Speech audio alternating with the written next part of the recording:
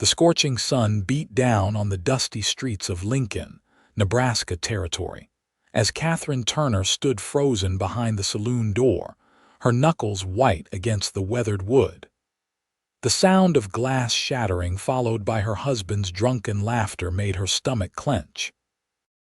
She had only meant to bring Frank home before he spent their last dollars on whiskey, but now she hesitated, knowing his temper would only worsen if she interrupted his revelry. It was 1868, and the small frontier town was growing alongside the expanding railroad. Katherine had arrived 3 years earlier with high hopes of a fresh start when she married Harold Turner, the local feed store owner. At 24, she had believed his promises of a good life, but those dreams had faded quicker than morning dew under the harsh prairie sun. Katherine took a deep breath and pushed open the door. The smoky interior of the Silverado Saloon momentarily blinded her. She rarely entered such establishments, but desperation had driven her here. Their rent was due, and Harold had taken what little they had left. The piano player's tune faltered when she entered, and several heads turned. Women like her didn't belong in saloons, that's what Harold always said. But Katherine squared her shoulders and scanned the room, finally spotting her husband at a corner table, surrounded by empty glasses. "Harold," she said, approaching cautiously, "it's getting late, we should go home." Her husband looked up, his eyes unfocused, face flushed with liquor. "Katherine, what are you doing here? Go home. Please, Harold, you've had enough." In one quick motion, Harold rose, knocking over his chair. "Don't tell me what to do, woman." His hand shot out, grabbing Katherine's wrist with painful force. "You embarrass me coming in here." From across the room, Forrest Lawson watched the scene unfold. He had been in Lincoln for only 2 weeks, taking odd jobs while deciding whether to continue west to California or settle for a spell. The tall, broad-shouldered cowboy had seen his share of mistreated women during his travels, but something about this particular lady's quiet dignity stirred something in him. When the husband twisted the woman's arm, causing her to gasp in pain, Forrest set down his whiskey and stood. At 32, he'd learned when to mind his business and when to step in, and his instincts were rarely wrong. "You're hurting me," Katherine whispered, trying to keep her voice low to avoid a scene. "Good," Harold spat. "Maybe you'll learn your place. Now get out before I really show you what happens when you disobey me." He shoved her backward, and Katherine stumbled, nearly falling before catching herself on a nearby table. That was enough for Forrest. He moved through the crowded saloon with practiced ease, positioning himself between the couple. "Evening," he said calmly, tipping his hat to Katherine before turning to Harold. "Seems to me the lady was just trying to help you home." Harold's face contorted with rage. "This ain't your business, stranger. That's my wife." "A wife ain't property," Forrest replied, his voice remaining even though his blue eyes had hardened. "And no man with any honor raises a hand to a woman." The saloon had grown quiet, the piano silent, as patrons watched the confrontation. Katherine stood frozen, her cheeks flushed with embarrassment and fear. Harold lunged forward, swinging wildly, but Forrest easily sidestepped the attack. With quick, efficient movements, he caught Harold's arm and twisted it behind the smaller man's back, subduing him without throwing a punch. "I think you need to cool off," Forrest said, marching Harold toward the door, "and apologize to your wife." "I'll kill you for this," Harold sputtered, struggling uselessly against Forrest's grip. "And you," he snarled at Katherine, "don't bother coming home if you take his side." Forrest released Harold outside the saloon, giving him a not-so-gentle push that sent him stumbling into the street. "Go sleep it off." Harold cursed but retreated, likely knowing he was outmatched. When Forrest returned inside, Katherine was standing where he'd left her, looking lost and afraid. The other patrons had mostly returned to their drinks, though many still watched with interest. "I apologize for interfering, madam," Forrest said, keeping a respectful distance. "But I couldn't stand by." "Thank you," Katherine said quietly, her eyes downcast. "But I should go. He'll be worse now." Forrest studied her face, noting the fading yellowed bruise near her temple that her bonnet hadn't quite concealed. This wasn't the first time her husband had hurt her. "Madam," he said, lowering his voice, "I don't mean to overstep, but a man like that doesn't change. If you need a way out, I'm heading to Scottsbluff at first light. I could escort you safely." Katherine's eyes widened in surprise. I couldn't possibly just think on it," Forrest said. "I'll be at the livery stable at dawn, no obligation." He tipped his hat again and turned to leave.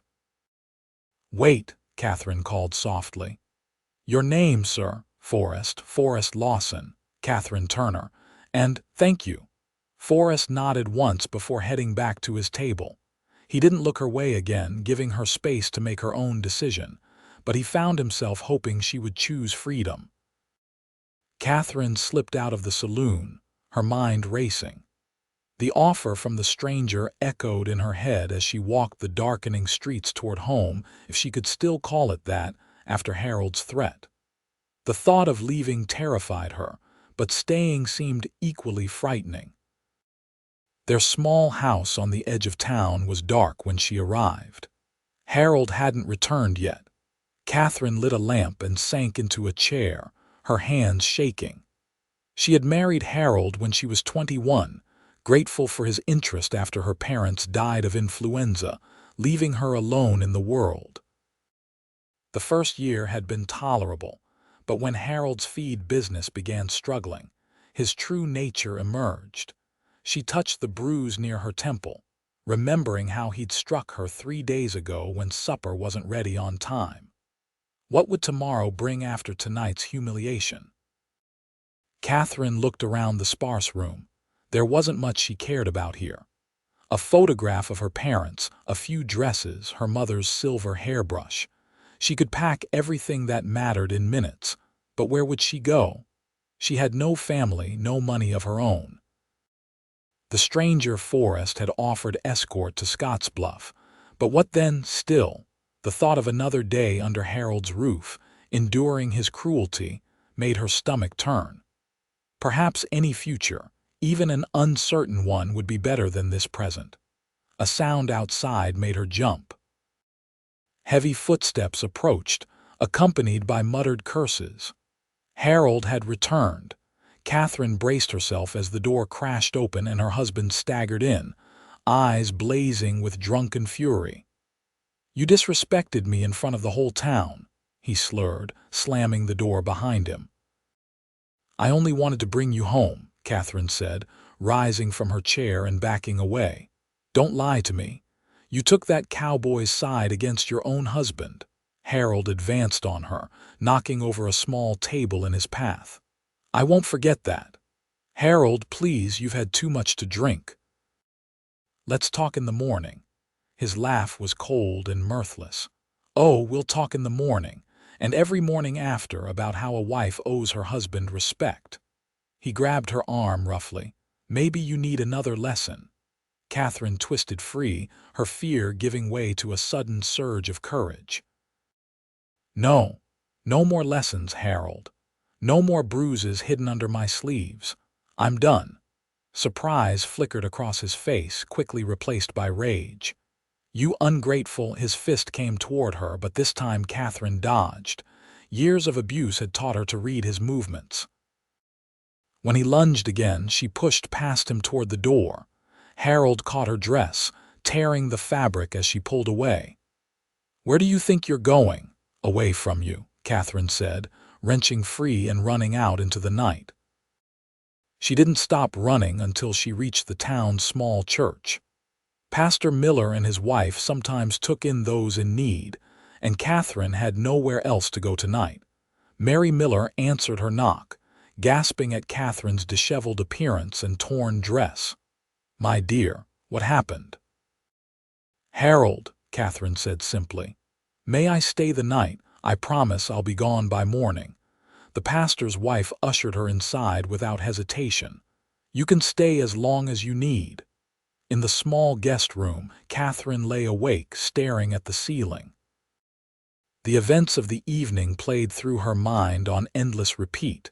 The shame of the public confrontation. The fear when Harold returned home. But most of all, the cowboy's offer, a way out by morning.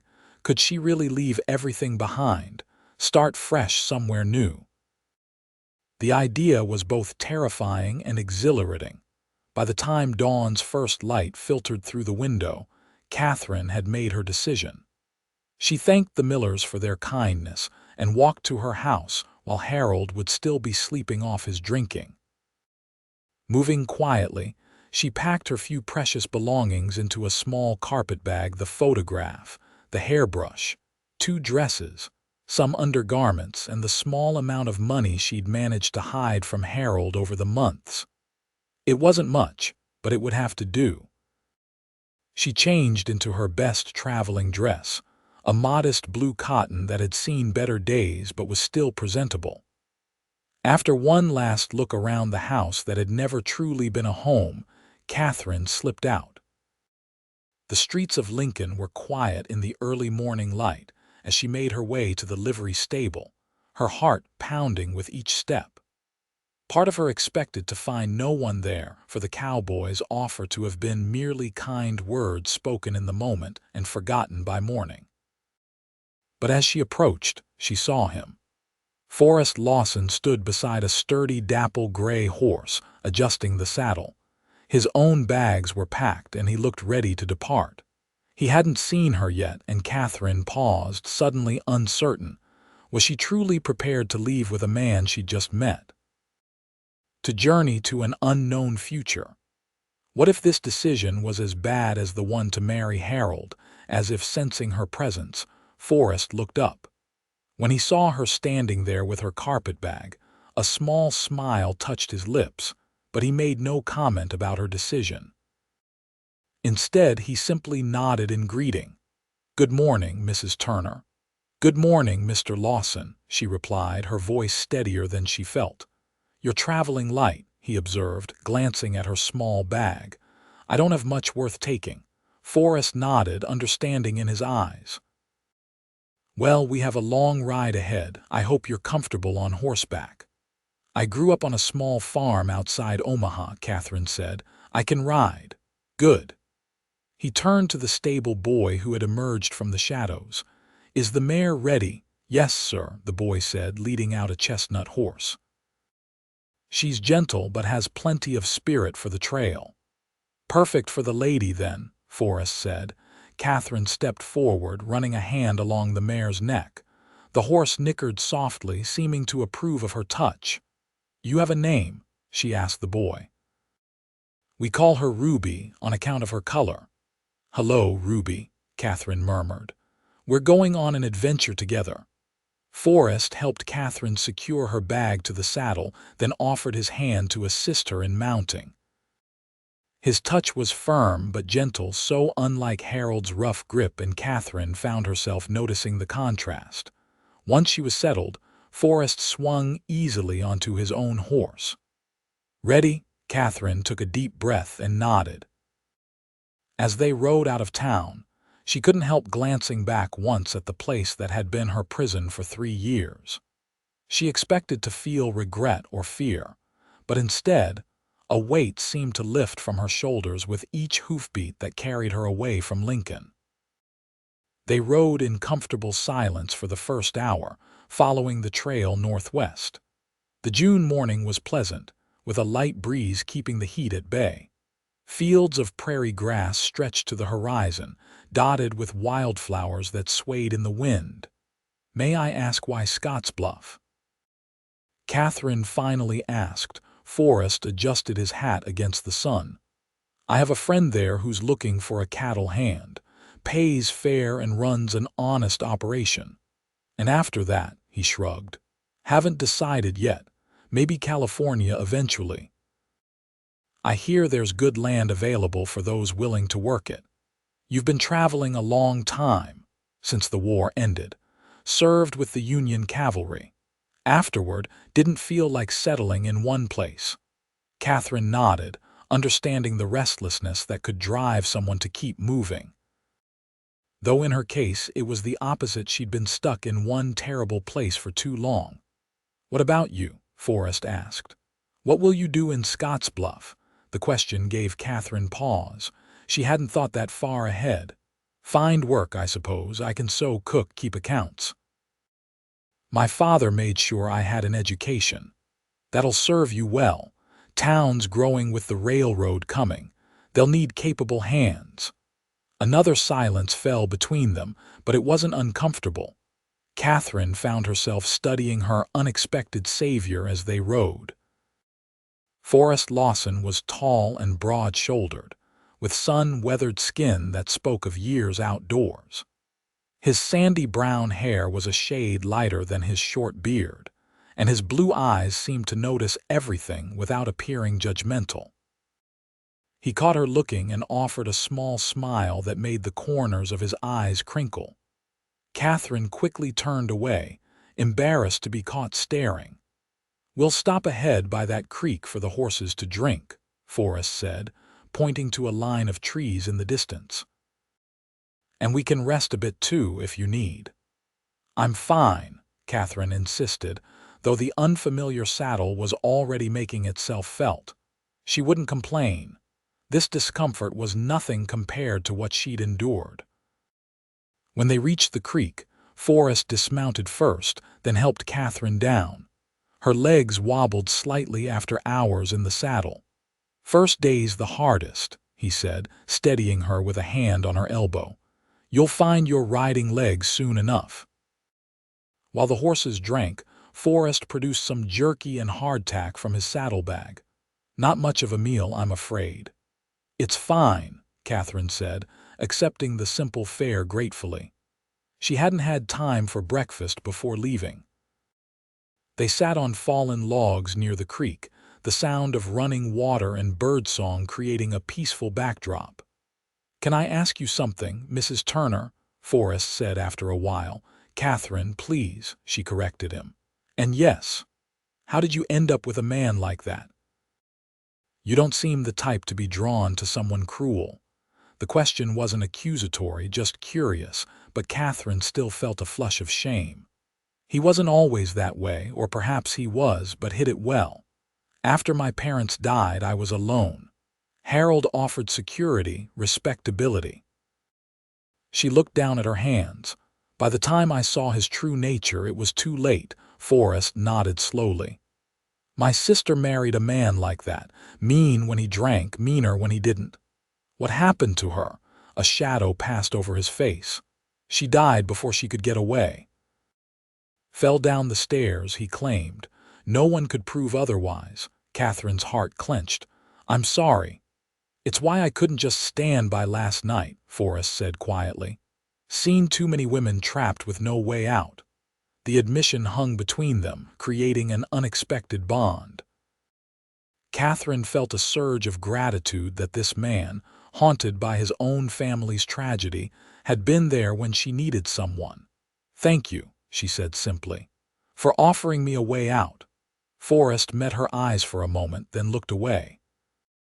"We should keep moving if we want to make decent progress before sundown." They continued their journey, the rhythm of the horses' hooves becoming almost meditative. Katherine found herself relaxing into the saddle, her mind clearer than it had been in years. Despite the uncertainty ahead, she felt a growing sense of freedom. Around midday, they crested a hill and paused to take in the view, miles of rolling prairie stretching toward distant mountains. "Beautiful country," Forrest commented. "Yes," Katherine agreed, breathing in the clean air. "I'd almost forgotten what it feels like to look forward instead of always looking over my shoulder." Forrest glanced at her, something warm in his expression. "That's a good way to put it." They rode on, occasionally exchanging observations about the landscape or memories of places they'd been. Katherine found Forrest easy to talk to. He listened more than he spoke, but when he did share something, It was thoughtful and often gently humorous. By late afternoon, Katherine was fighting exhaustion. Her muscles ached from the unaccustomed riding, and she struggled to maintain her posture. Forrest noticed. "There's a small trading post about an hour ahead. We can stop there for the night." "I can continue if you prefer," Katherine said, not wanting to appear weak. "Best to rest the horses properly," he replied, not calling attention to her obvious fatigue. "And get a hot meal." The trading post turned out to be a cluster of buildings, a general store, a small dining room, and a bunkhouse for travelers. It wasn't much, but after a day in the saddle, it looked like luxury to Katherine. The proprietor, a grizzled man named Jenkins, eyed them curiously as they approached. "Got rooms for the night?" Forrest asked.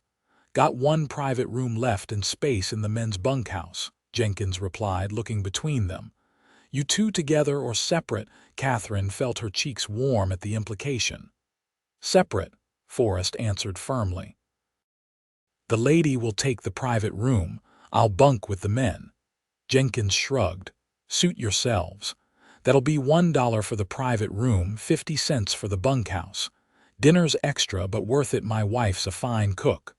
Forrest reached for his money, but Katherine stopped him. "Please, let me pay for my room. I have some money." He hesitated, then nodded. "All right." They stabled the horses and brought their few belongings inside. The private room was small but clean, with a narrow bed, a washstand, and a chair. To Katherine, accustomed to Harold's perpetual mess, it seemed perfectly adequate. "I'll see you at dinner?" Forrest asked, pausing at her door. "Yes, thank you," Katherine replied, suddenly shy in this new context. Alone in the room, she unpacked her hairbrush and tried to make herself presentable. Her reflection in the small mirror revealed a tired woman with wind-blown hair and sunburned cheeks, but there was something different in her eyes, a spark that hadn't been there before. The dining room was simple, 6 tables covered with checkered cloths, illuminated by oil lamps that cast a warm glow. Only 2 other tables were occupied when Katherine entered. She spotted Forrest already seated and made her way over to him. He stood as she approached, pulling out a chair for her. It was a small courtesy that Harold had abandoned early in their marriage, and it touched her unexpectedly. "You look refreshed," Forrest said as she sat down. "Amazing what a little water and a hairbrush can do," Katherine replied with a small smile. "Mrs. Jenkins brought them bowls of hearty stew, cornbread, and coffee. The food was simple but delicious, and Katherine realized how hungry she was. As they ate, the door opened, and a group of men entered, trail hands by the look of them, loud and boisterous after a long day's work. Katherine kept her eyes on her plate, used to avoiding attention in public places. One of the men, however, noticed her. "Well, look here. A real lady gracing our humble establishment." He approached their table, swaying slightly. "What's a pretty thing like you doing out here in the middle of nowhere?" Before Katherine could respond, Forrest spoke, his voice calm but carrying an unmistakable warning. "The lady's having her dinner in peace, friend." The man looked between them, seeming to assess the situation. "No offense meant, just being friendly." He tipped his hat to Katherine and rejoined his companions. "Thank you," Katherine said quietly after he'd gone. Forrest shook his head. "No need. Some men don't know how to behave around a lady. It seems you do." A slight smile touched his lips. "My mother would tan my hide even now if I forgot my manners." "She sounds formidable." "She is. Raised 4 children on her own after my father died. Taught us all to stand up straight, speak true, and help those who need it." "She'd be proud of you then," Katherine said softly. Forrest looked away, seemingly embarrassed by the compliment.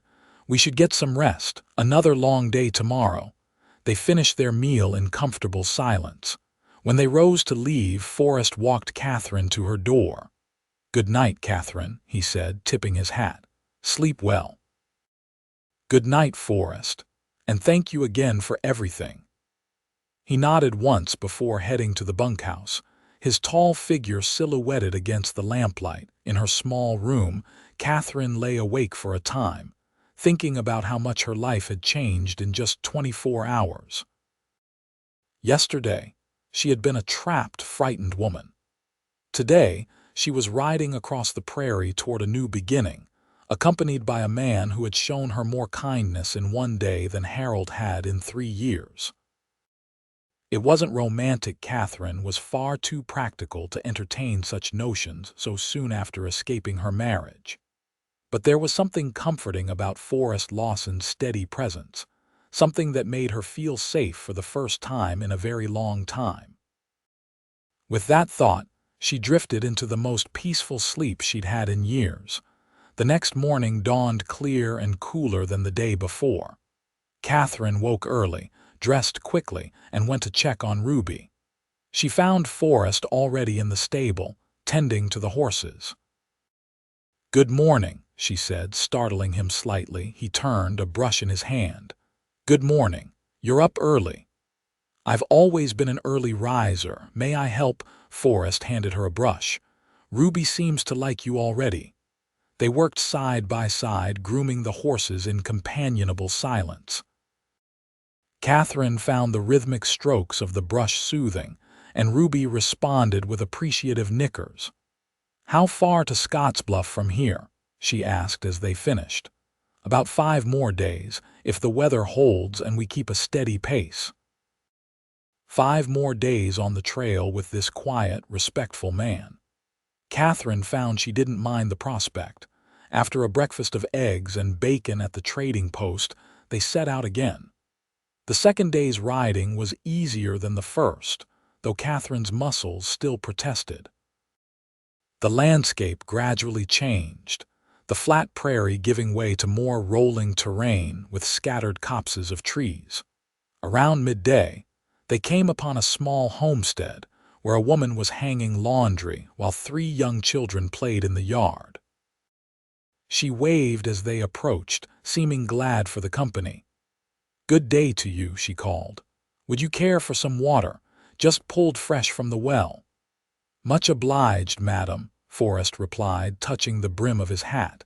They dismounted, and the woman introduced herself as Sarah Hollister. Her husband was out working their fields, she explained, but she welcomed the chance to speak with travelers. "Don't get much company out here," she said, pouring water from a pitcher. "Where you folks headed?" "Scottsbluff," Forrest answered. Sarah nodded. "Heard it's growing fast." "You two settling there?" Katherine opened her mouth to correct the assumption that they were a couple, but Forrest spoke first. "Just passing through, most likely. Taking it one day at a time." The woman seemed to sense there was more to the story but didn't pry. Instead, she offered them some fresh bread, which they gratefully accepted. As they prepared to leave, Sarah pulled Katherine aside. "Your husband seems a good sort," she said quietly. "Considerate. That's rare enough these days." Katherine hesitated, then simply nodded. It was easier than explaining the truth to someone she'd never see again. Back on the trail, Forrest noticed her thoughtful expression. "Everything all right? She thought we were married," Katherine said. I didn't correct her. Forrest was quiet for a moment. "Sometimes it's simpler not to explain. Safer, too, for a woman traveling." He was right, of course. A woman alone invited questions and dangers that a presumed wife might avoid. Still, the misunderstanding had stirred something in Katherine, a wistful thought of what it might be like to be married to a kind man like Forrest instead of someone like Harold. She pushed the thought away. She was barely free of one marriage. It was far too soon to be thinking of another. They camped that night by a small stream, with no trading post or settlement nearby. Forrest built a fire and prepared a simple meal of beans and bacon. As darkness fell, the prairie came alive with the sounds of night creatures, crickets chirping, the occasional howl of a coyote in the distance. Katherine wrapped her shawl tighter against the evening chill. It's beautiful out here, so vast. Forrest, sitting across the fire from her, nodded. That's what I like about it. Makes a man's troubles seem smaller somehow. You have many troubles? Katherine asked, curious about this man who revealed so little about himself. He poked at the fire with a stick. No more than most, I suppose. Lost some friends in the war, saw things I wish I hadn't. After that, couldn't seem to settle anywhere. And your family, your mother you mentioned. She's in Ohio with my younger brother. Sister died, as I told you. Older brother has a farm in Illinois. He glanced up at her. What about your family? You mentioned your parents passed on. Katherine nodded. 3 years ago, influenza took them both within a week of each other. I was their only child. She stared into the flames, remembering. My father was a schoolteacher. He made sure I could read and cipher better than most men, which didn't exactly make me popular with suitors. Except Harold. Yes, he seemed to admire my education at first. Later, he resented it. She sighed. He changed after we married. Or maybe he was always that way and I just couldn't see it. Forrest was quiet for a long moment. Some men hide their true nature until they think they own a woman. It's not your fault you didn't see it. His words eased a burden Katherine hadn't realized she was carrying, the guilt of having chosen so badly, of not recognizing Harold's cruelty until it was too late. Thank you for saying that, she said softly. Their eyes met across the fire and something passed between them, an understanding, a connection that went beyond words. Katherine felt her heart quicken slightly before she looked away. Forrest cleared his throat. You should get some rest. I'll keep watch for a while. Katherine nodded and prepared her bedroll, placing it near enough to the fire for warmth, but with a respectful distance from Forrest's. As she lay looking up at the star-filled sky, she heard him moving quietly around the camp, checking on the horses, adding wood to the fire. There was comfort in his presence, in knowing someone was watching over her. It had been a long time since she'd felt protected rather than controlled. The days that followed fell into a pattern. They would ride from dawn until dusk, stopping occasionally to rest the horses or take shelter from brief summer showers. Each night, they would make camp, sharing simple meals and quiet conversations under the stars. Katherine learned more about Forrest, how he'd joined the Union Army at 18, fought at Gettysburg and other battles, and returned home changed like so many veterans. He spoke little of the war itself, but told her about his travels afterward, working cattle drives in Texas, mining in Colorado, even spending a winter with a Pawnee tribe when heavy snow trapped him in their territory. In turn, she shared stories of her childhood in Omaha, her father's small school where she'd often helped teach the younger children, her mother's garden that had been the envy of their neighbors. She found herself laughing more easily, standing straighter, speaking her mind without fear of reprisal. On the 4th day, they encountered a small wagon train heading west, 3 families traveling together toward Oregon. They welcomed Katherine and Forrest to their evening camp, eager for fresh conversation and news from back east. Around their larger campfire, one of the men produced a fiddle and began to play. Another joined in with a harmonica, and soon people were dancing in the clearing beside the wagons. Katherine watched, tapping her foot to the lively tune. Beside her, Forrest seemed content to observe as well.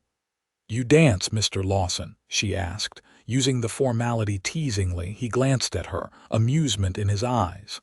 Not often and not well, Mrs. Turner. That makes 2 of us then. One of the young men from the wagon train approached, hat in hand. Begging your pardon, madam, but would you care to dance? Katherine hesitated, looking toward Forrest, who gave her an encouraging nod. Go ahead. Enjoy yourself. She accepted the young man's hand and joined the dancing. It had been years since she'd danced. Harold had never approved of such frivolity. The steps came back slowly, but her partner was patient, and soon she was moving with more confidence, her cheeks flushed with exertion and pleasure. When the tune ended, she returned to Forrest's side, breathless and smiling. "Your turn," she said impulsively, holding out her hand to him. Forrest looked surprised but didn't refuse. He stood and took her hand, leading her back to the makeshift dance floor as the fiddle struck up a slower melody. His hand at her waist was light, respectful, but Katherine was acutely aware of his touch, of the way he guided her gently through the steps. He had claimed not to dance well, but he moved with natural grace, his eyes never leaving hers. "You misled me, sir," Katherine said softly. "You dance quite well." A slight smile touched his lips. "The company improves my performance." The simple compliment warmed her more than it should have. As they turned slowly in time to the music, Katherine felt something shifting inside her, a door opening to possibilities she had thought forever closed. The song ended too soon. Forrest stepped back, releasing her hand with what seemed like reluctance. "Thank you for the dance, Katherine." "Thank you, Forrest." They rejoined the wagon train families for a while longer, sharing coffee and conversation.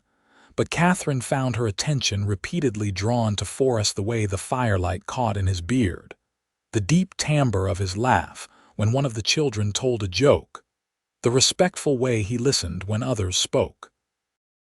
When they finally bid the travelers good night and returned to their own smaller camp nearby, a comfortable silence fell between them. "They seem like good people," Forrest commented as he banked their fire for the night. "Brave, taking children on such a journey." "Sometimes bravery is simply doing what must be done," Katherine replied, thinking of her own decision to leave everything familiar behind. Forrest looked at her thoughtfully. "Yes, I believe you're right about that." The fifth day dawned with dark clouds gathering on the horizon. They broke camp quickly, hoping to make significant progress before the storm hit. "We're about a day out from Scottsbluff now," Forrest said as they rode. "Should reach it by tomorrow afternoon if the weather doesn't slow us down too much."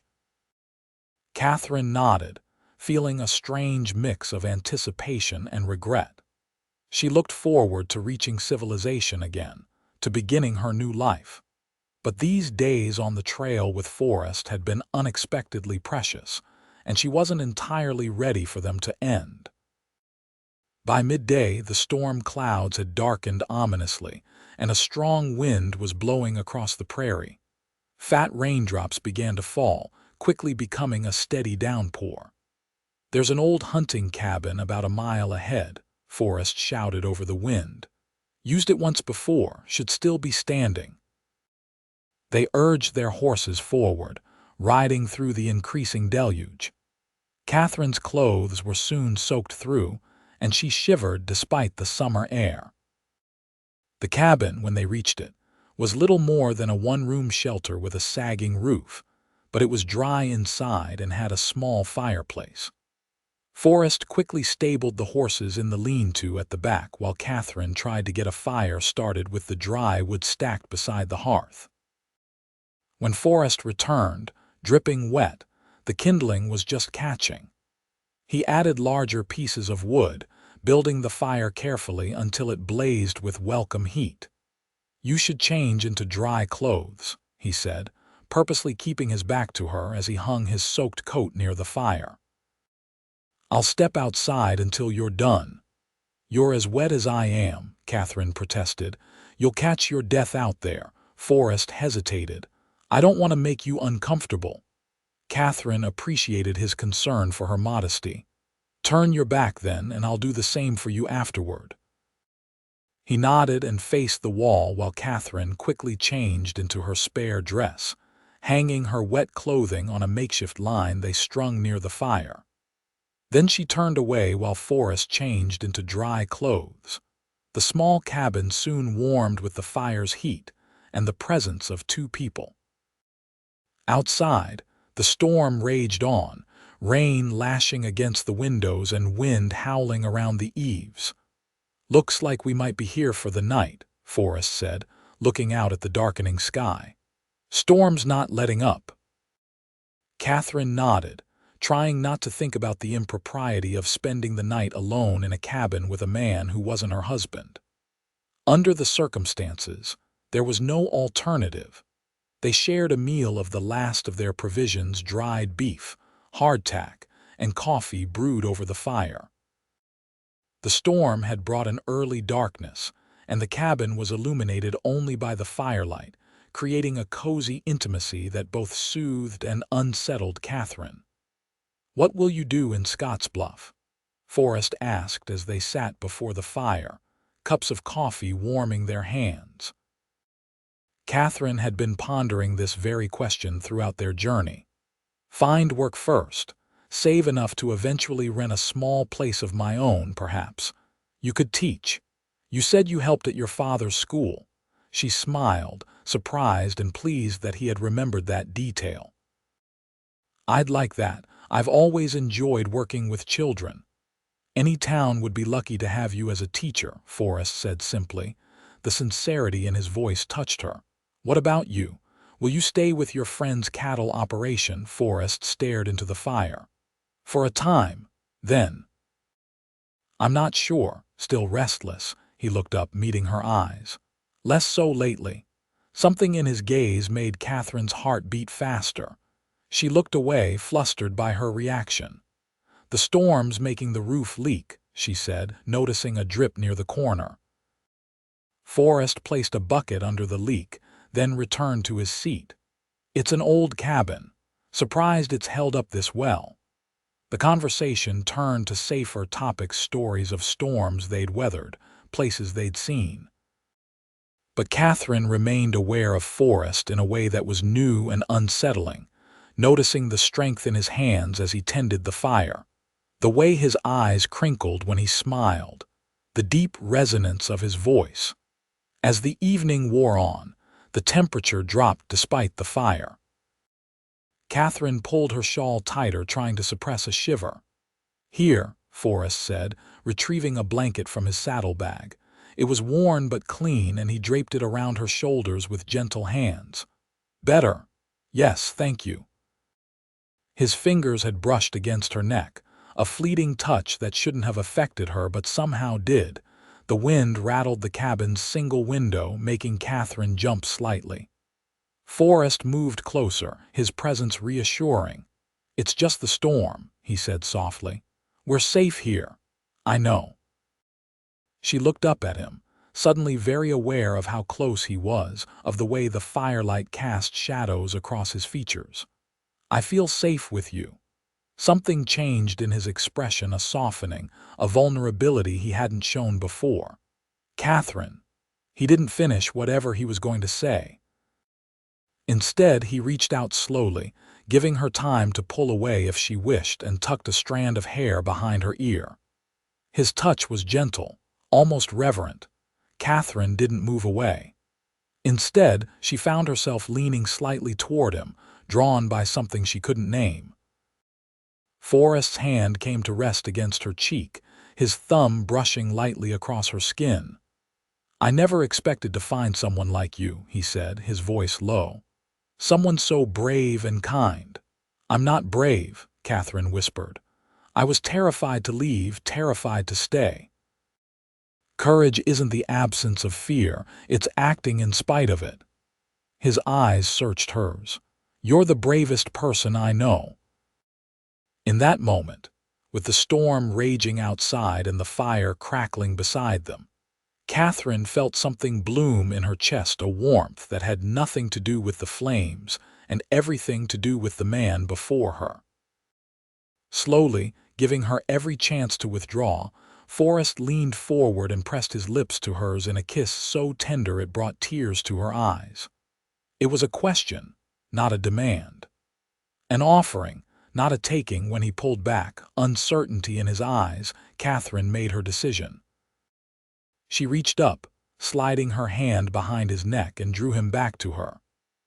Their second kiss was less hesitant, a sweet exploration that sent her heart racing. Forrest's arms encircled her, strong but gentle, and Katherine felt herself melting into his embrace. This was nothing like Harold's rough, demanding kisses. This was a conversation, a dance, each responding to the other with growing certainty. When they finally parted, Forrest rested his forehead against hers, his breathing uneven. "I've wanted to do that since the night at the wagon train," he confessed. "When you danced with me," Katherine smiled, her fingers tracing the line of his beard. "I've wanted you to since then as well." He captured her hand, pressing a kiss to her palm. "You should know I'm not looking for a casual dalliance, Katherine. What I feel for you, it's not something I've felt before." "Nor I," she admitted. "It frightens me a little. We can take this slowly." "There's no rush," Katherine nodded, grateful for his understanding. After Harold's cruelty, the idea of trusting another man completely was daunting, even one as honorable as Forrest seemed to be. They stayed up late into the night, talking softly by the fire, sharing more of themselves than they had in the days before. Occasionally, their conversation would pause for tender kisses, or the simple pleasure of being held in each other's arms. When exhaustion finally overtook them, Forrest insisted Katherine take the cabin's small cot while he slept on his bedroll near the fire. Despite their newfound closeness, he maintained a respectful distance, understanding without being told that she needed time. Katherine lay awake for a time, listening to the storm outside and Forrest's steady breathing within. For the first time in years, she felt not just safe but cherished. The future that had seemed so uncertain when she left Lincoln now held the promise of something wonderful. With that thought warming her, she drifted into sleep. Morning brought clear skies and sunlight streaming through the cabin's small window. Katherine woke to find Forrest already up, tending to the horses. When he returned and saw she was awake, his face lit with a smile that made her heart skip. "Good morning," he said, a new warmth in his voice. "Good morning." Katherine sat up, suddenly self-conscious in the light of day. What must she look like after sleeping in her clothes, her hair unbound? But Forrest looked at her as if she were the most beautiful sight he'd ever beheld. "I checked the trail. It's muddy but passable. We should be able to reach Scottsbluff by nightfall." They prepared for the day's journey with a new awareness of each other's small touches as they packed their belongings. Shy smiles when their eyes met, a lingering kiss before they mounted their horses. The trail was indeed muddy, slowing their progress, but neither minded the delay. They talked more freely now, sharing hopes and dreams that had previously gone unspoken. "I've thought about settling somewhere eventually," Forrest admitted as they rode, "finding a piece of land, building something lasting." "Where would you want to settle?" Katherine asked. He considered the question. "Somewhere with good water and fertile soil, room for cattle and horses, maybe near mountains like these." He gestured toward the distant peaks that were growing closer as they traveled. "What about you? Where would you make your home if you could choose anywhere?" Katherine had never been asked such a question before. Harold had simply informed her they would live in Lincoln, and that was that. "I think I'd like somewhere with trees," she said thoughtfully, "and a garden plot, near enough to town for community but with space to breathe." Forrest nodded, a thoughtful expression on his face. "That sounds just right." As the sun began its descent, they crested a hill and saw Scottsbluff in the distance, a growing settlement nestled in the valley below, with the dramatic rock formation that gave the town its name rising majestically behind it. "There it is," Forrest said. "Journey's End."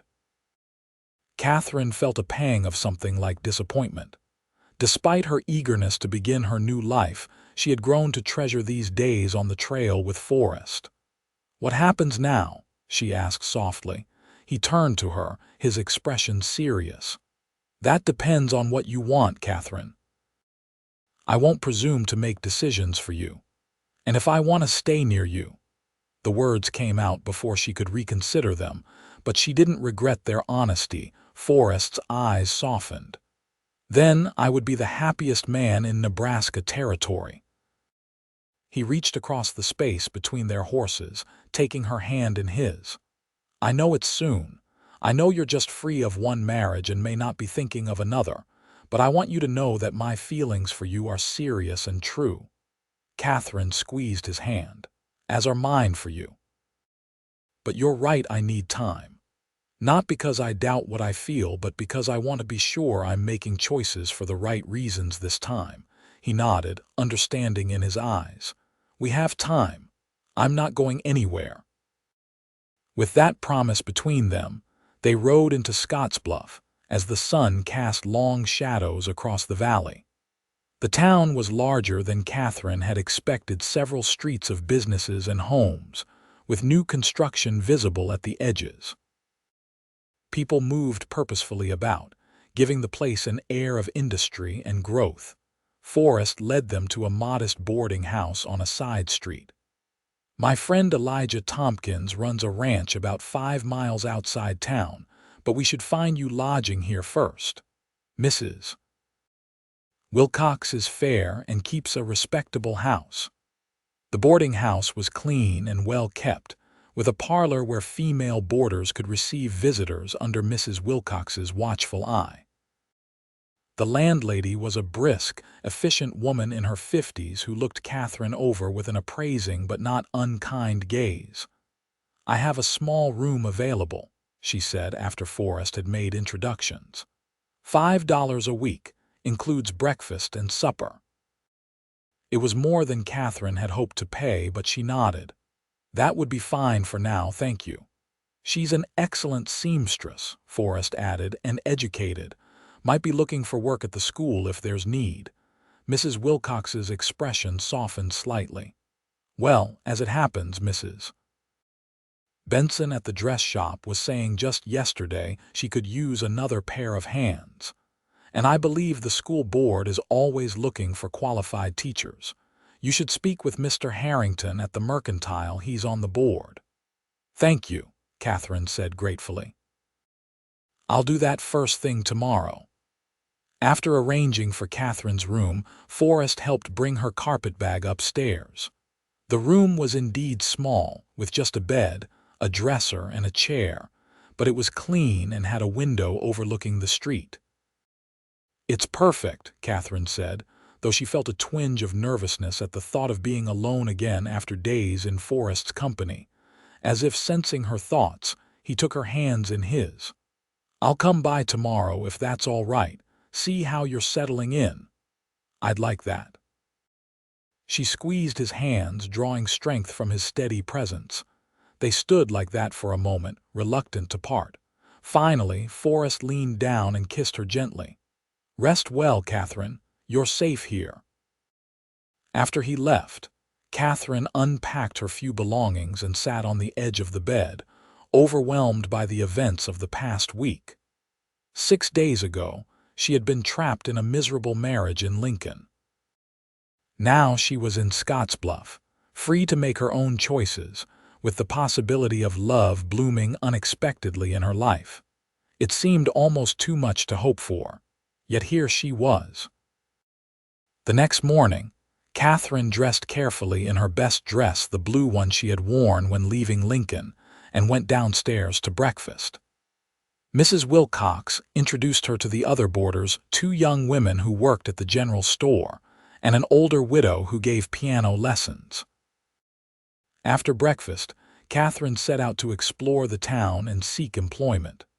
The dress shop was her first stop, where Mrs. Benson, a harried-looking woman with pins stuck in her collar, was delighted to learn of Katherine's sewing skills. "Can you start today?" she asked after examining a sample of Katherine's neat stitches. "I'm drowning in orders with the Miller wedding coming up." "I would be happy to," Katherine replied, relieved at securing work so quickly. They agreed on wages less than she might have earned back east, but enough to cover her board and begin saving. Next, she visited the mercantile to speak with Mr. Harrington about the school. The storekeeper was enthusiastic when he learned of her background. "We're planning to expand the school next term," he explained. "Currently have one teacher for all ages, but with the town growing, we need at least two. Can you come to the school board meeting next Tuesday evening? The members would want to meet you." Katherine agreed, her spirits lifting further. Teaching had always been her passion, and the prospect of returning to it filled her with excitement. By midday, she had toured most of the town, familiarizing herself with its layout and meeting several friendly residents. Scottsbluff was growing rapidly, but still maintained a sense of community that appealed to her. She was returning to the boarding house when she spotted Forrest riding toward her, leading Ruby alongside his dapple gray. He dismounted when he saw her, his face breaking into a smile that made her heart race. "Good morning," he said, tipping his hat. "How goes your first day in town?" "Wonderfully," Katherine replied, unable to contain her excitement. "I've already secured work at the dress shop and have an interview with the school board next week." "That's excellent news." His pride in her accomplishments was evident. "I knew you'd make your way quickly." "And you? Did you speak with your friend about the cattle work?" Forrest nodded. "Elijah's expecting me out at the ranch this afternoon, but I wanted to bring Ruby to you first." He handed her the reins. "She's yours now." Katherine's eyes widened. "Forrest, I can't accept such a gift. She must be worth—" "She's already yours in all but name," he interrupted gently. "You two understand each other, and you'll need a way to get around if you're staying in these parts." The thoughtfulness of the gift touched Katherine deeply. She stroked Ruby's neck, the mare nuzzling her in response. "Thank you. I'll take good care of her." "I know you will." Forrest's eyes held hers, conveying feelings that went beyond the simple gift of a horse. "I was thinking, if you're not too busy with your new employment, perhaps you might ride out to the ranch on Sunday. Elijah's wife, Martha, is an excellent cook, and they'd be glad to meet you." "I'd like that very much." They stood for a moment in comfortable silence, mindful of being on the public street but reluctant to part. "I should get Ruby settled at the livery," Katherine said finally. "And you have a ride ahead of you." Forrest nodded. "I'll draw you a map to the ranch before I go." They walked together to the livery stable, where Katherine arranged boarding for Ruby at a reasonable rate. Forrest sketched a simple map showing the route to the Tompkins ranch, then lingered, clearly searching for a reason to stay longer. "Forrest," Katherine said softly, touching his arm, "I'll be here when you return. I'm not going anywhere." He covered her hand with his own. "I'll hold you to that promise." With a gentle squeeze, he released her and mounted his horse. "Until Sunday, then." Katherine watched him ride away, a mixture of emotions swirling within her. There was still so much uncertainty ahead. She was essentially starting her life over in a new place with few resources. Yet she felt more hopeful than she had in years, buoyed by her own growing confidence and the knowledge that Forrest believed in her. The following days were busy ones for Katherine. She worked long hours at the dress shop, her skilled fingers quickly earning Mrs. Benson's approval. In the evenings, she prepared for her interview with the school board, reviewing her knowledge of various subjects and considering how she would organize classes. Sunday couldn't come quickly enough. Katherine rose early, dressed in her blue dress with a white collar she had added from scraps at the shop, and rode Ruby out of town following Forrest's map. The Tompkins ranch was modest but well kept, with a sturdy main house, a large barn, and several outbuildings. As Katherine approached, she saw Forrest emerge from the barn, shading his eyes against the morning sun. The smile that spread across his face when he recognized her sent a warm flutter through her chest. He strode to meet her, helping her dismount with hands that lingered perhaps a moment longer than necessary. "You look beautiful," he said softly. Katherine felt herself blush. "Thank you. It's good to see you. Come meet Elijah and Martha." He offered his arm, which she took gladly. The Tompkinses proved to be warm, welcoming people in their 40s. Elijah was a hearty man with a booming laugh, while Martha was quieter but sharp-witted and kind. They made no comment about the nature of Katherine and Forrest's relationship, simply including her in their conversation as if she were an old friend. After a delicious Sunday dinner, Elijah suggested Forrest show Katherine the property. "Got some pretty views up by the north pasture," he said with a knowing wink that made Katherine blush again. Forrest saddled their horses, and they rode together through rolling grasslands dotted with grazing cattle. He pointed out features of the ranch, explaining the operation with enthusiasm. "Elijah runs a good spread," he said. "Fair to his hands, takes care of the land, doesn't overgraze, the kind of place a man could be proud to work." "You sound like you might stay a while," Katherine observed. Forrest glanced at her. "I'm considering it, for the right reasons." They reached a hilltop overlooking a bend in the North Platte River. The view was indeed spectacular, the winding river below, grasslands stretching to distant bluffs, and the dramatic formation of Scott's Bluff dominating the horizon. They dismounted, letting the horses graze while they sat on a fallen log, shoulders touching. "How have you been?" Forrest asked, his voice soft with genuine concern. Truly, Katherine considered the question. "Busy, sometimes overwhelmed, but good." She looked at him, allowing her feelings to show in her eyes. "I've missed you." "I've missed you too." He took her hand, his thumb tracing circles on her palm. "More than I expected to." The admission warmed her. They had known each other barely a week, yet there was a connection between them that defied easy explanation. Perhaps it was the intensity of their journey together, or perhaps something deeper that had been there from the moment he stood up for her in the Silverado Saloon. "The school board meeting is Tuesday," Katherine said. "If they offer me the position, I'll be staying in Scottsbluff for certain.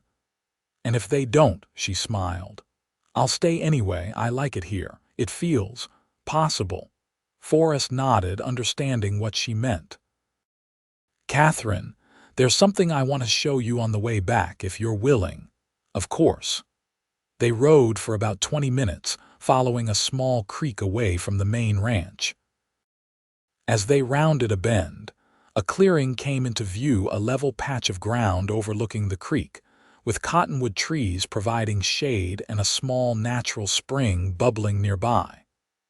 "Elijah owns this parcel, but doesn't use it," Forrest explained as they dismounted. "It's a bit separate from the main ranch." He looked at her intently. "What do you think of it?" Katherine looked around, noting the beauty of the spot, the clear water, the protective circle of trees, the view across the prairie. "It's lovely. Why do you ask?" Forrest took a deep breath, as if gathering his courage. "I've been thinking about what you said about where you'd make your home if you could choose. Somewhere with trees, near water, with space for a garden but close enough to town." He gestured to the clearing. "This has all that. And Elijah is willing to sell it." Katherine's breath caught as she began to understand. "Forrest, I'm not asking for any promises yet," he said quickly. "It's too soon, I know that, but I wanted you to see it. To know that I'm thinking about a future one that might include both of us, if that's what you want too." The emotion in his voice moved her deeply.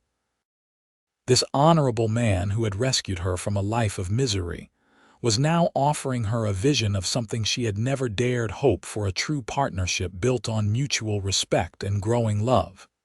"It's perfect," she whispered, her eyes filling with tears. "Everything about it is perfect." Forrest stepped closer, gently brushing a tear from her cheek. "I don't have much yet. Been saving most of my wages over the years, enough for land and a start on a house. It wouldn't be fancy at first. I don't need fancy, Katherine said, finding her voice. I just need honest and kind. She looked up at him, allowing herself to imagine the possibility he was offering. And you? The smile that broke across his face was like sunrise. He gathered her in his arms, lifting her off her feet in an embrace that expressed everything words couldn't. When he set her down, his eyes were shining with emotion. "I'm falling in love with you, Katherine Turner," he said, his voice rough with feeling. "I think I started the moment you walked into that saloon with your head held high, facing down a man twice your size to do what was right." Katherine reached up, tracing the line of his jaw with gentle fingers. "And I'm falling in love with you, Forrest Lawson. The man who offered me a way out when I needed it most, who treats me as an equal, who sees possibilities I'm only beginning to imagine." When he kissed her this time, it was with a new certainty, a promise of all that might be. Katherine responded with equal fervor, her heart lighter than it had been in years. They returned to the ranch reluctantly, aware of the propriety they needed to maintain but with a new understanding between them.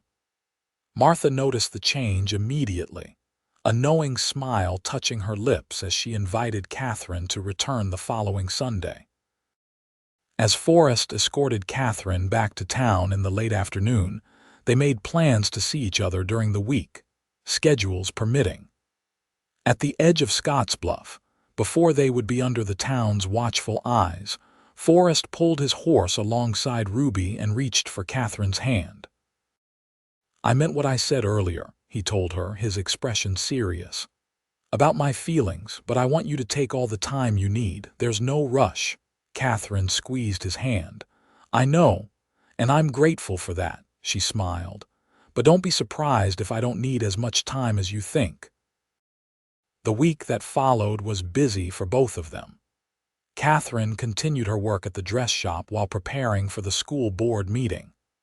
On Tuesday evening, she presented herself to the board members, answering their questions about her education and teaching experience with confidence.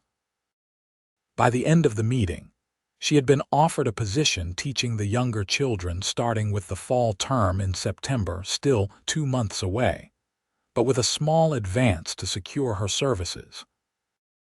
It wasn't a large salary, but combined with her sewing work, it would provide enough for her to live comfortably. Forrest rode into town on Wednesday evening, eager to hear about the meeting. They walked together along the main street, maintaining a proper distance but unable to hide the joy in their faces. "I knew they'd hire you," he said when she told him the news. "Any fool could see what a fine teacher you'd make." They fell into a pattern over the following weeks.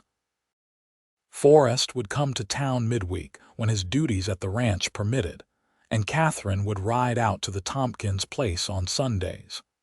Sometimes they would visit the clearing by the creek, making plans that grew more detailed with each conversation. By August, they were courting openly, to the delight of Mrs. Wilcox and the other boarding house residents. Katherine had settled well into life in Scottsbluff, making friends and establishing herself as a respected member of the community. No one questioned her status as a widow, the story Forrest had suggested to explain her situation without inviting scandal. In truth, Katherine had no idea if Harold considered their marriage ended after she fled, or if he had pursued her. She had left no trail to Lincoln, and with each passing day her old life receded further into memory. One warm August evening, as they sat on the boarding house porch under Mrs. Wilcox's watchful but discreet supervision, Forrest took Katherine's hand in his. "I've been thinking," he said quietly. "School starts in 3 weeks, and I've nearly finished the first room of the house at the clearing." Katherine's heart quickened. They had been working on the house together on Sundays after dinner at the Tompkinses, a simple structure at first, but solid and well built.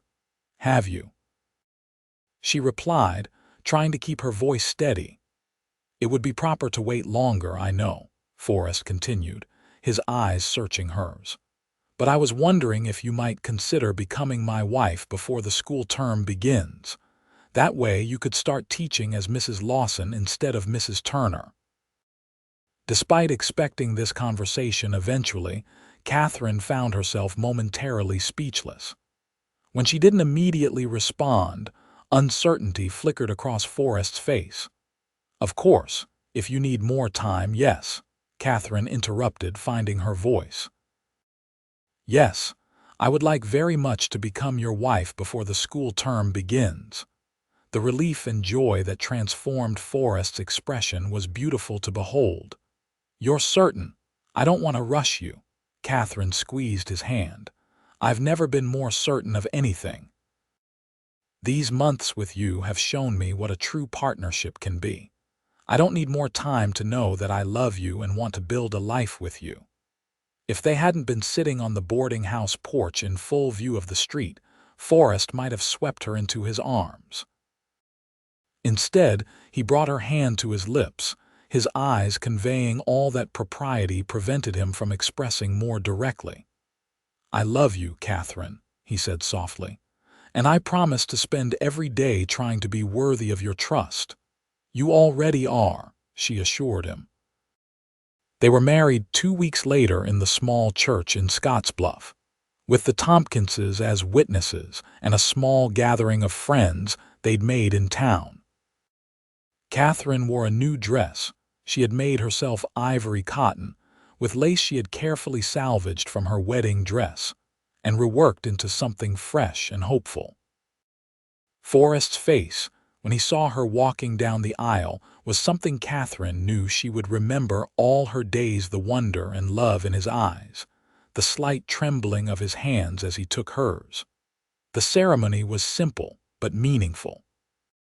When they exchanged vows, Katherine felt none of the doubt that had plagued her during her first marriage. This time she was choosing freely, with clear eyes and a full heart. "I now pronounce you husband and wife," the pastor declared.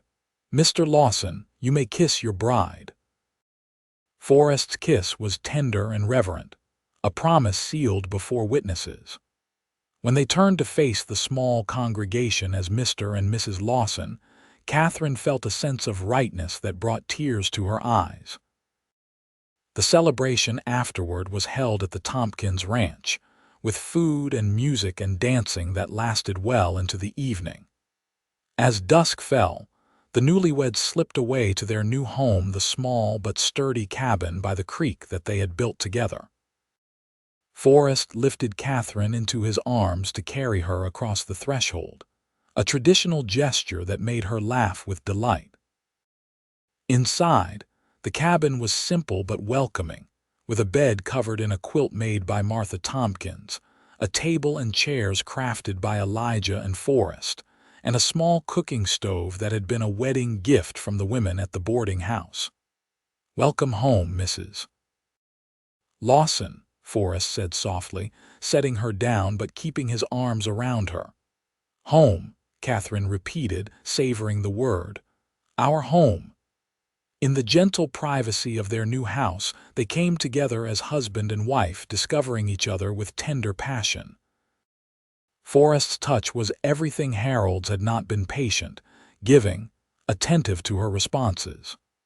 For the first time, Katherine understood that physical love could be beautiful, an expression of genuine care rather than selfish taking.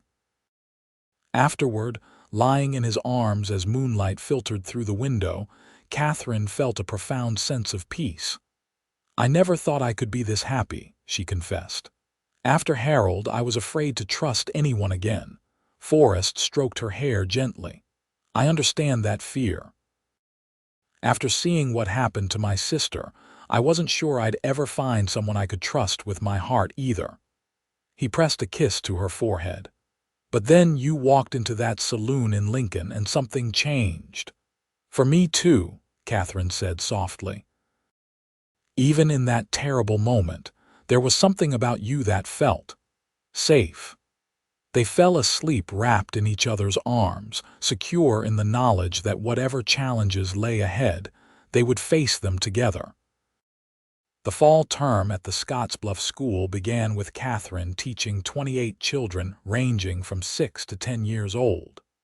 She quickly established herself as a firm but kind teacher who expected much from her students, but gave even more of herself in return.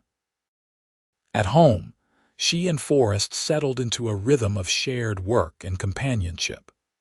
They expanded the cabin room by room as time and resources allowed, with Forrest continuing to work at the Tompkins Ranch while gradually building up their own small herd of cattle. Katherine planted the garden she had dreamed of, coaxing vegetables and flowers from the rich soil beside their creek. On weekends, they often rode together around their land, planning for the future where they might build a larger barn, which areas would make the best pastures, how they would expand when needed. Winter came early that year, with heavy snows that sometimes kept Forrest at home rather than at the Tompkins Ranch. They spent those days in cozy domesticity, reading aloud to each other by the fire, sharing stories of their lives before they met, making plans for the spring. On Christmas Eve, as they sat before the fireplace in their snug cabin, Forrest presented Katherine with a small package wrapped in brown paper and tied with a red ribbon. "What's this?" she asked, surprised. "Open it and see," he replied with a smile. Inside was a silver locket on a delicate chain.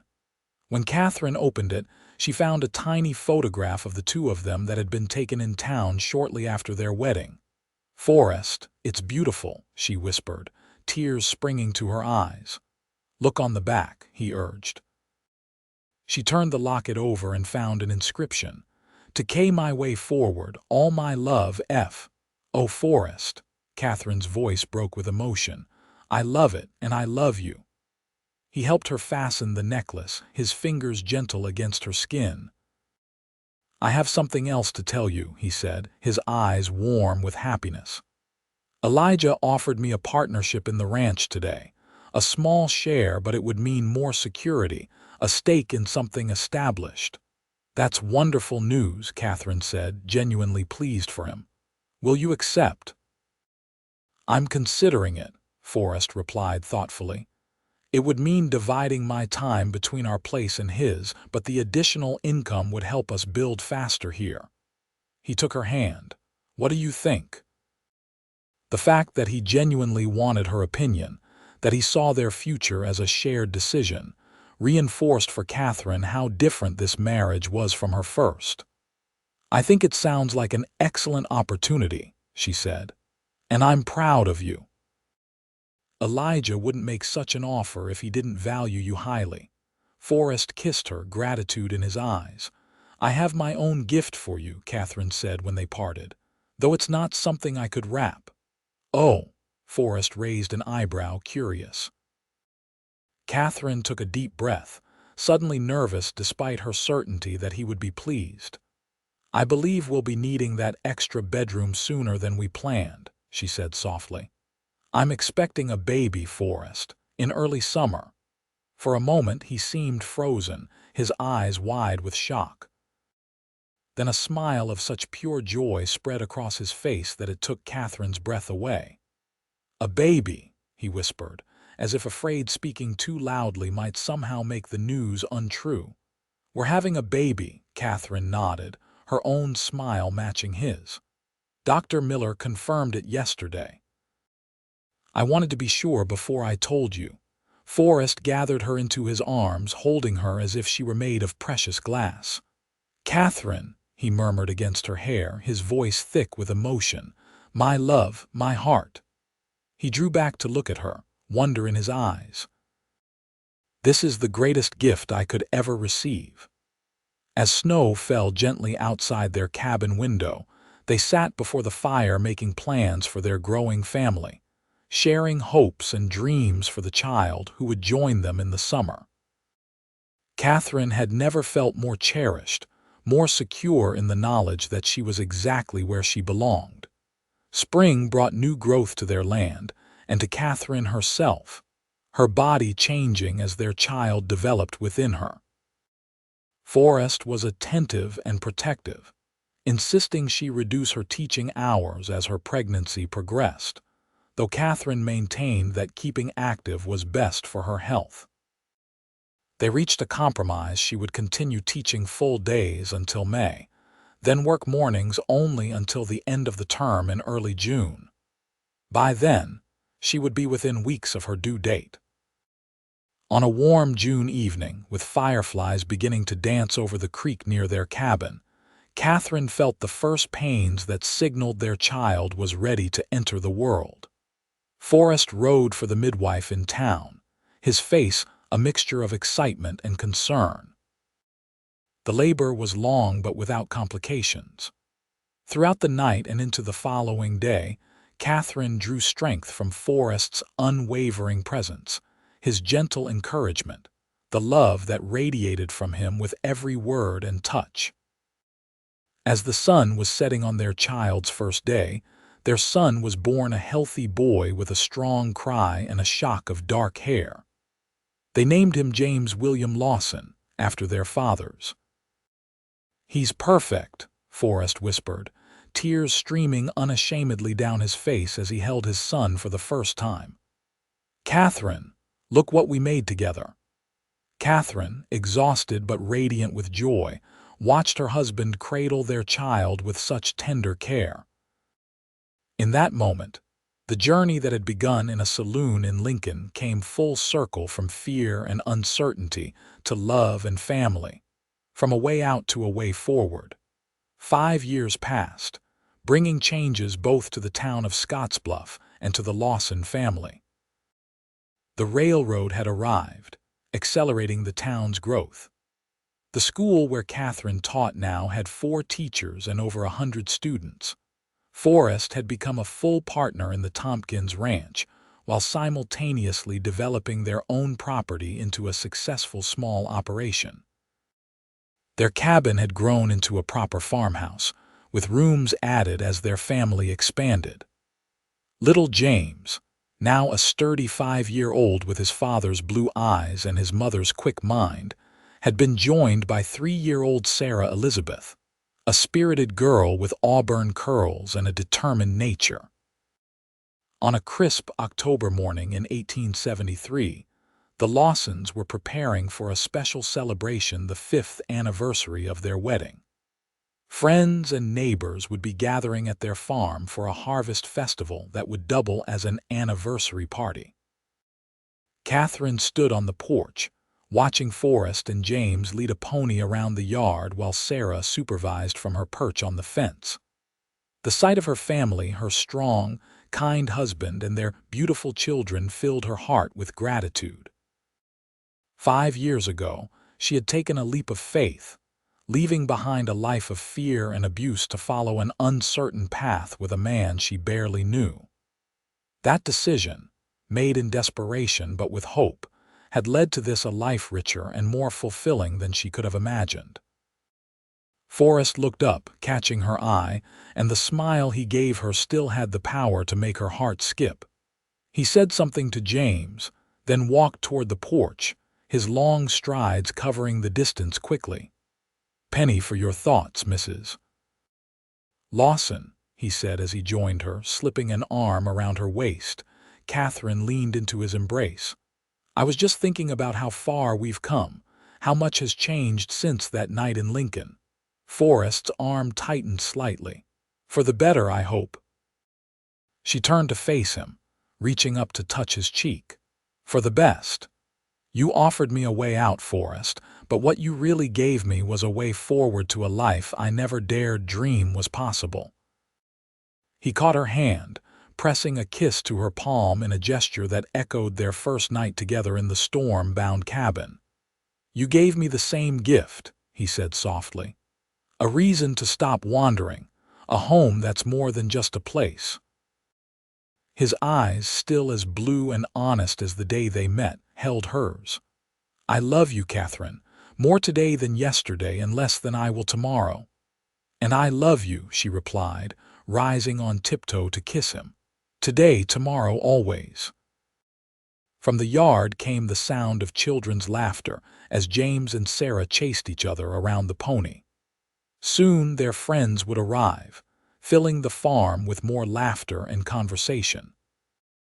But for this moment, Katherine treasured the quiet joy of being in her husband's arms, secure in the knowledge that they had built something beautiful together, a life founded on respect, partnership, and enduring love. As the sun climbed higher in the autumn sky, casting golden light across their land, Katherine thought of the frightened woman she had once been, standing behind a saloon door in Lincoln.